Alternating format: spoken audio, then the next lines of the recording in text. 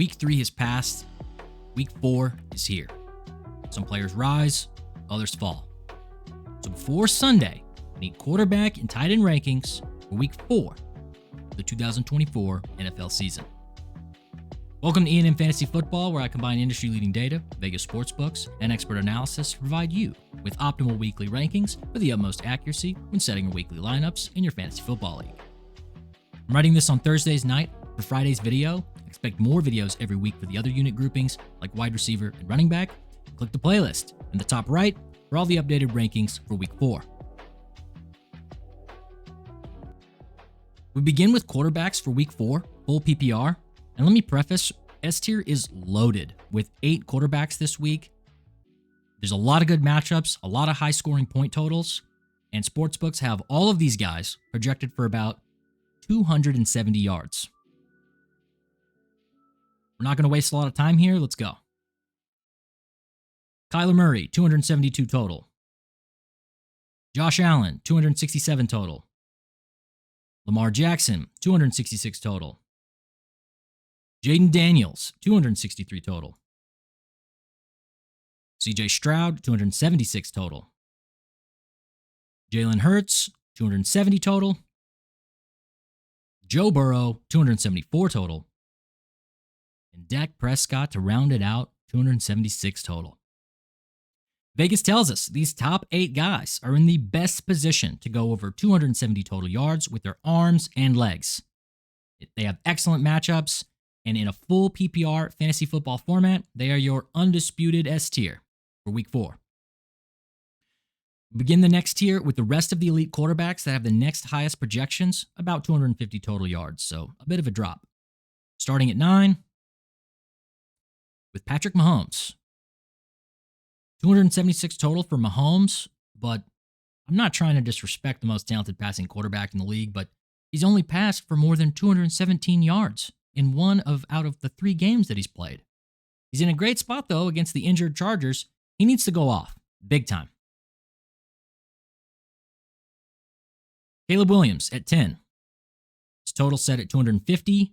It's another smash spot for Chicago. They face the Rams, who have allowed every quarterback they've faced to throw for over 220, 2 for over 260. So Williams should be in store for his best game yet. And Jordan Love at 11. 242 passing. Green Bay's champion returns to take on the Purple Man-Eaters who held CJ Stroud and Daniel Jones to under 215 yards. This matchup is scary, but Love is exceptional. Geno Smith at 12. 245 passing for Geno. He continues to play well for the Seahawks, but the Lions aren't very friendly. Matt Stafford managed to throw for 300 against them. Kyler Murray and Baker were held to just 200 yards. In a negative game script, though, Geno will have to pass the ball a lot if he wants to win. He should be okay. And for the last elite quarterback for Week 4, ErvinandM.com.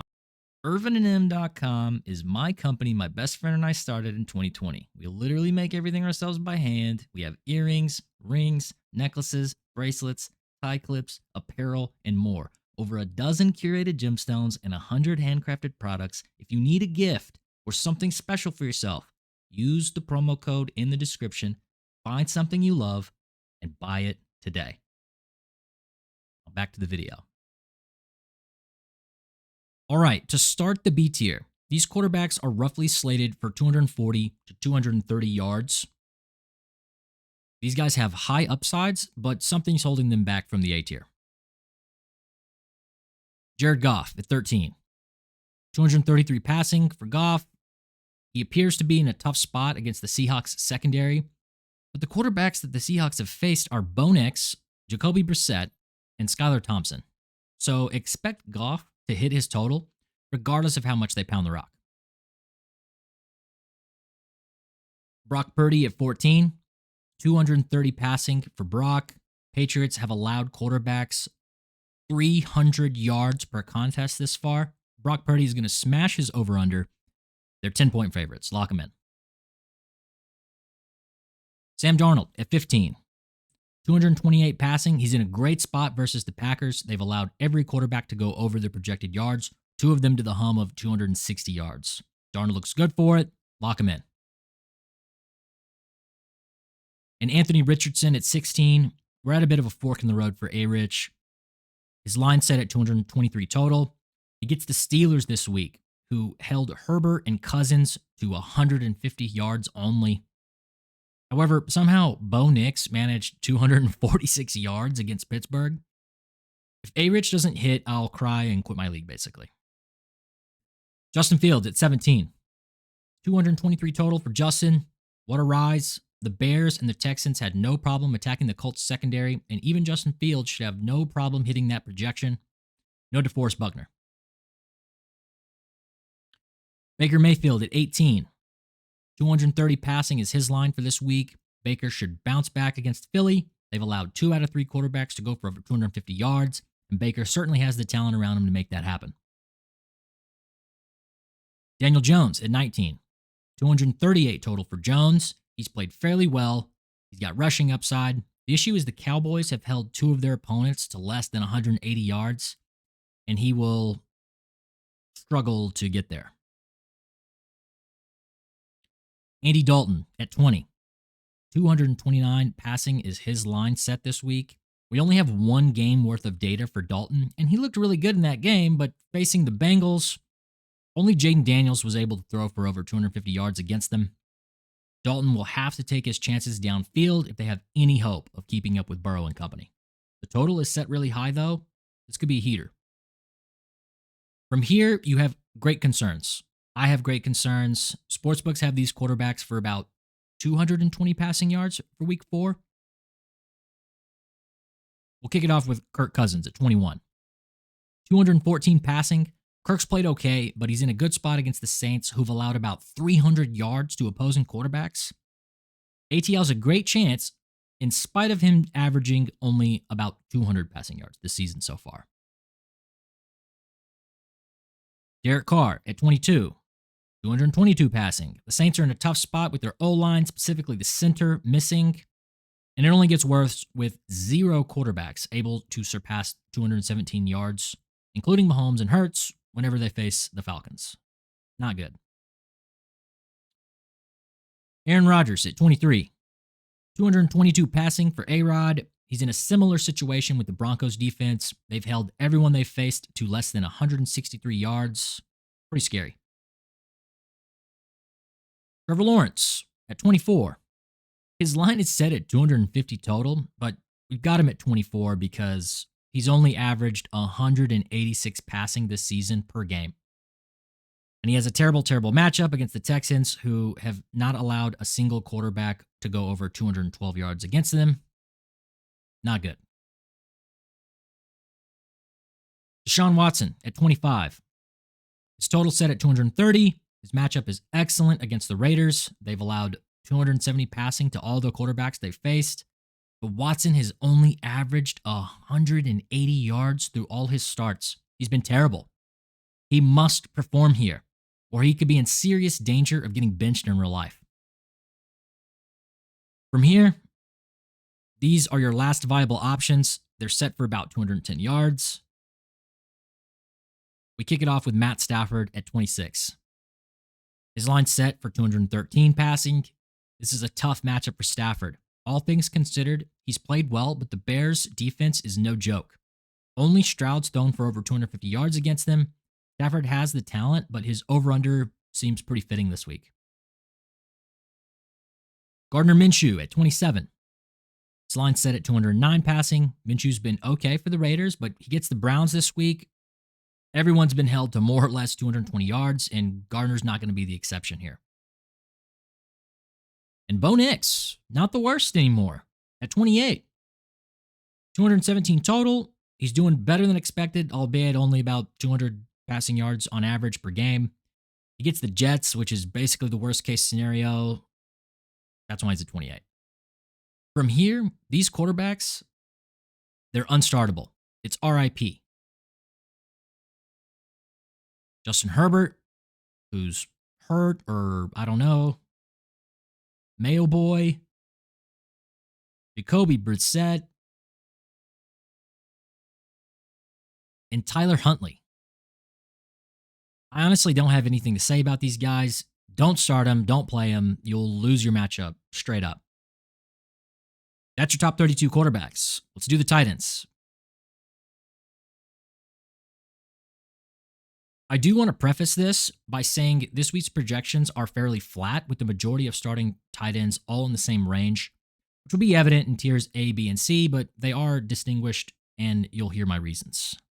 Let's kick it off with the S tier and go Dallas Goedert, Brock Bowers, Jake Ferguson, and Cole Kmet. These top four guys are all slated for about 40 yards this week. That is the highest amount for week 4. Unfortunately, they are your elite S tier tight ends. Lock them in. The next tier is for the rest of the tight end ones, projected for about 30 receiving yards, according to Vegas. Dalton Kincaid starts it off. 36 over under. He's averaged 28 receiving yards per contest. And get this, Baltimore has the worst secondary in the league. They've allowed 3 out of 3 tight ends they've faced in all their games to go over 37 yards. So lock him in. He should do great. Kyle Pitts at 6. 33 over under. He's averaged 35 receiving yards thus far. Pretty good. 2 out of 3 tight ends have been able to go over 43 yards against the Saints. He should be fine here. Tyler Conklin at 7. 25 over under for Conklin. His average is skewed with only 1 game as a real data point. However, 2 out of 3 tight ends have went over 40 yards against the otherwise tough Denver defense. It could be all Rodgers is able to do is let Conklin go off for another 90 yards. We'll see. Mike Gesicki at 8. 29 over under.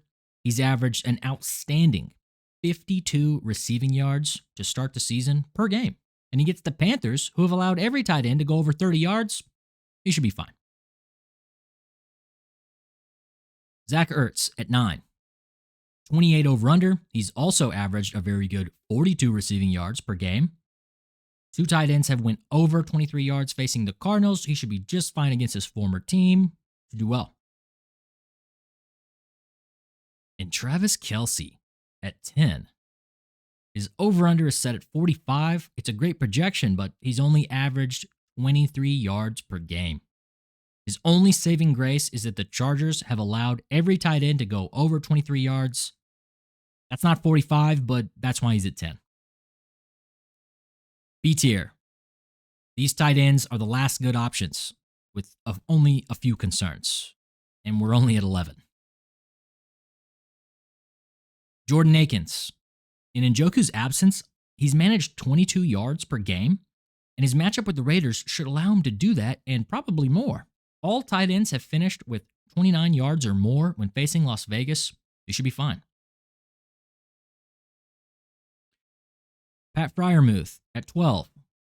25 over under. He's averaged 33 yards per game. The Colts have only allowed 1 tight end to go just over 16 yards. So he's done great, but this is a bad matchup. Colby Parkinson at 13. 29 over under for Kobe. He's averaged 27 receiving per game. Only problem is Chicago has only allowed 1 tight end to go over 20 yards. Also, terrible matchup. And Sam Laporta at 14. His over-under is set at 43. He's only averaged 31 receiving yards per game. Not bad, but not where you drafted the number 1 overall tight end. We don't even know if he's going to play, and to add insult to injury, the Seahawks have held all tight ends to just 18 yards or less. Not good. Not good at all. And C tier is the last viable option. It's kind of a cliff, but these guys either have terrible matchups or have underperformed. I'll be brief. K. Dotton at 15. He's only averaged 17 yards per game, though he did just get 11 targets from Baker in his last contest. Philly has only allowed 1 tight end to go over 19 yards, so this is tough. And at 16 and 17, we'll go Likely and Andrews back to back. Andrews has averaged 29 yards, while Likely has averaged 27 yards per game. One of them could be elite, but there's two of them. And they get Buffalo, who's only allowed one tight end to get any amount of yards at all. So they belong where they're at. But believe it or not, from here, it's 20 yards or less. These tight ends are unstartable. We'll go rapid fire. Johnny Smith at 18. Noah Fant at 19. Hunter Henry at 20. Britton Strange at 21. Greg Dulcich at 22. And Dalton Schultz at 23. Tight end continues to be the hardest roster position for fantasy managers. That's your top tight ends.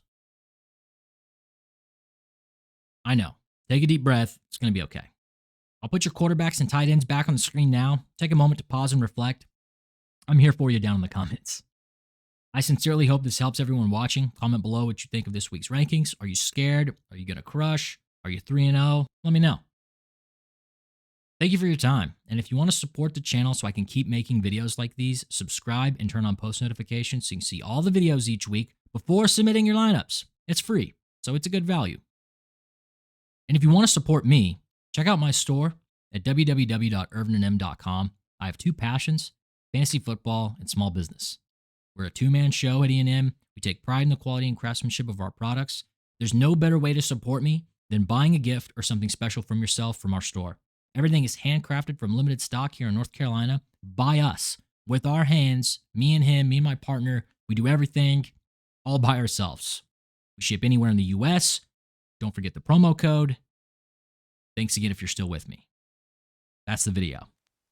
See you in the comments in the next video.